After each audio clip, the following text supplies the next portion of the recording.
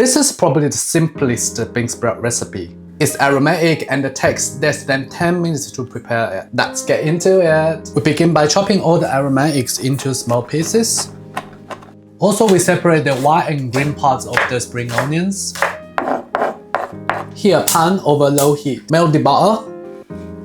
Add the garlic, chili, and the white parts of spring onions. Simply cook until fragrant. Increase the heat to high, wait for roughly 20 seconds. In the meantime, if you haven't yet, please hit that subscribe button. I share or make one recipe every single week. Add the bean sprouts. Do not stir it for 30 seconds. Now we add a bit salt, black pepper, and the soya sauce to season the taste. Then we add sugar, a splash of balsamic vinegar to balance the taste. Cook until the bean sprouts become soft. Add the green parts of the spring onions. Stir fry for roughly 10 seconds. It's so fragrant and the bean sprouts are still very crunchy.